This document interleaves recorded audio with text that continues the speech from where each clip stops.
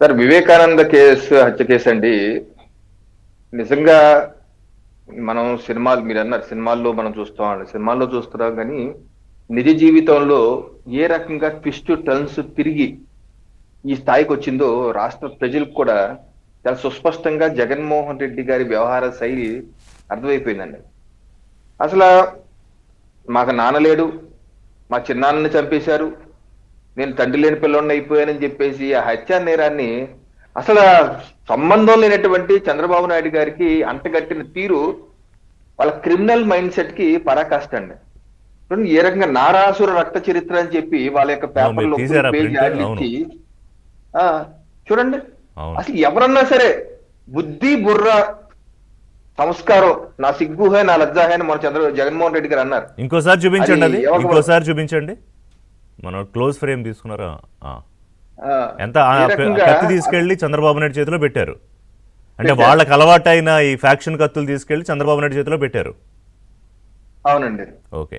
ఏ రకంగా పెడతారంటే ఒక హింసా ప్రవృత్తి ఉన్నటువంటి వ్యక్తులుగా చేస్తారు ఆ పనులు. అసలు మీ కుటుంబానికి సంబంధం లేని చంద్రబాబు నాయుడు గారిని లాక్కొచ్చి హత్య చేసిందేమో మీ కుటుంబ సభ్యులా? మీ తమ్ముడు పసిపిల్లాడైనటువంటి మీ తమ్ముడి మీద ఏటిగా మీ తమ్ముడు ఉన్నాడా? పసిపిల్లాడా? తీసుకెళ్లి అంటగట్టిందేమో అసలు సంబంధం లేనటువంటి వ్యక్తులుగా ఆ రకమైన ప్రచారం చేస్తారా? ఆ రోజు మా నాన్న చంపేశారు, ఈ రోజు మా చిన్నాన్న చంపేశారు అంటారా? మీ నాన్న చనిపోవడానికి చంద్రబాబు నాయుడు గారికి ఏం సంబంధం? ఏ రకంగా చూడండి ఏ రకంగా చేశారు. అలాంటి వ్యక్తి అధికారంలోకి వచ్చాక రాష్ట్ర ప్రజలు అనుకున్నారు ఇక చక్క ఈయన విచారించేసి పట్టేసుకుంటాడు, చంద్రబాబు నాయుడు పట్టేసుకుంటారేమో అని చెప్పి వైసీపీ అనుకున్నారు. ఏది ఆ చకచక ఏది? ఆ సిట్ ఏమో ఆపేశాడు ఉన్నతాధికారుల నుంచి దిగువ స్థాయి అధికారులకి. ఈలోపు సునీతారెడ్డి గారికి అనుమానం కలిగింది. నిజంగా సునీతారెడ్డి గారిని గత 4-5 ఏళ్లుగా ఆవిడ చేస్తున్న పోరాటం నిజంగా మహిళా లోకానికి ఒక స్ఫూర్తి నింపింది అని చెప్పడంలో ఏమాత్రం అతిశయోక్తి లేదండి. కరెక్ట్. సింగిల్ హ్యాండెడ్ గా ఆవిడ she fought against the might.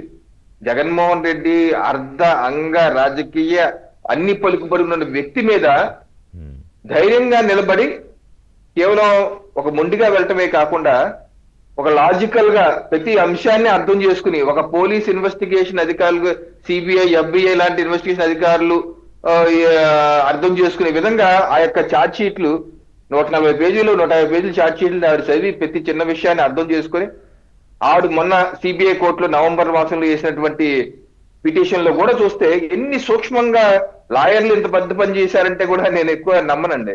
ఇంకా లాయర్లు చాలా బిజీగా ఉంటారు. అన్లెస్ అంటిల్ మనం ఇన్పుట్స్ ఇచ్చి ఇది ఉందని చెప్తే గానీ వాళ్ళు చూడరు. ఆవిడ వేసినటువంటి నవంబర్ లో వేసిన సిబిఐ అసలు సుప్రీంకోర్టుకి వెళ్ళిన తీరు, సుప్రీంకోర్టుకి చెప్పినటువంటి విధానం, ఆవిడ మీద కేసులు పెట్టారు, సిబిఐ మీద కేసులు పెట్టారు, సుప్రీంకోర్టు ఏ రకంగా చివాట్లు పెట్టింది జగన్మోహన్ రెడ్డి గారి ప్రభుత్వాన్ని, ఆ కేసులు ఏ రకంగా కొట్టేసింది. మరి దీన్ని ఇన్వెస్టిగేట్ చేసే విధంగా చేసిన తీరు నిజంగా అందరికి స్ఫూర్తిదాయకండి. కరెక్ట్. అయితే నిన్న రాత్రి 9:30 తర్వాత విడుదలైంది, ఇంకా ఆర్డర్ అప్లోడ్ కాలేదు ఆన్లైన్ లో.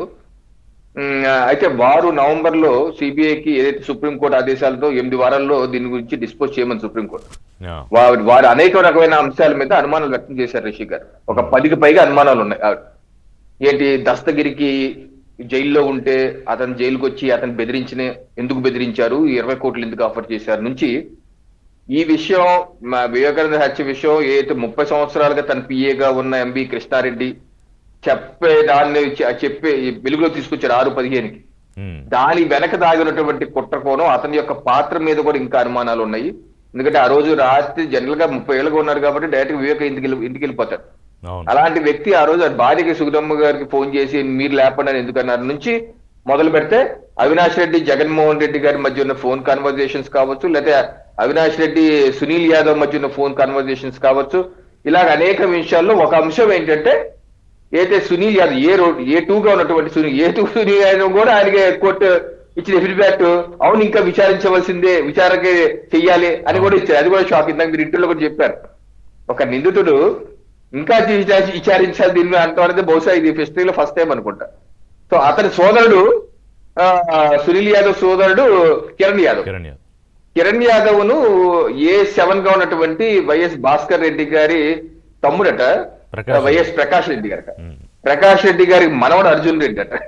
అర్జున్ రెడ్డిను ఈ కిరణ్ యాదవ్ ఇద్దరు 2019 నుంచి పులివెందుల్లో ఇసుక రీచుల్లో ఇద్దరు కలిసి, అంటే బహుశా అర్జున్ రెడ్డి ఓనర్ అయి ఉంటాడు, ఇతను పనిచేసేవాడు ఉంటాడు. అప్పటి నుంచి వీళ్ళిద్దరు ఫ్రెండ్షిప్ అట. ఓహో. ఆ సందర్భంలో వాళ్ళిద్దరి మధ్య మార్చి 15, 2019 హత్యకు ముందు హత్యకు తర్వాత సంభాషణలు జరిగినట్లుగా సునీత రెడ్డి అంటే గారు కూడా దీనికి పోస్టులు దీనికి విరమించారు. చాలా ముందు నుంచే స్కెచ్ పడింది.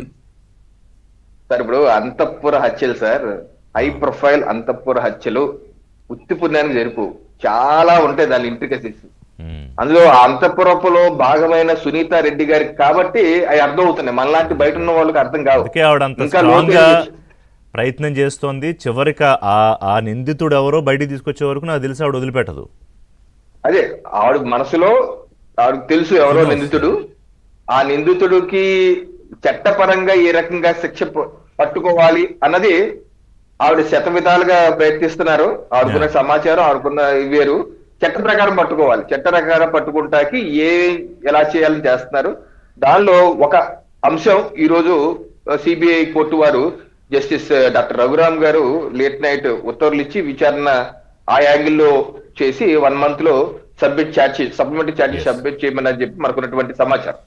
సరే, ఇది small key opens a big door అన్నట్టు ఆ. ఇది అసలు ఇప్పుడు దాకా కిరణ్ యాదవ్ గురించి మనం వినలేదు, అలాగే అర్జున్ రెడ్డి గురించి మనం వినలేదు. కొత్త character. ఎవరి కొత్త సినిమా లాగా అర్జున్ రెడ్డి సినిమా లాగా ఎవరి అర్జున్ రెడ్డి అన్నట్టు 2 నెలల నుంచి ఎవరికి పొద్దు నుంచి మాకైతే అర్థం కాలేదు ఎవరి అర్జున్ రెడ్డి. సో ఇది ఎక్కడికి దారి తీస్తున్నాయి, ఎందుకంటే ఎన్ని లింక్డ్ అప్ అండి. ఇట్స్ లైక్ వెబ్ అన్నమాట, స్పైడర్ వెబ్ లా ఉంటది. ఒకసారి small key will open a big door. ఆ బిగ్ ఏంటి అనేది తెలుసుకుందాం. ఒక చిన్న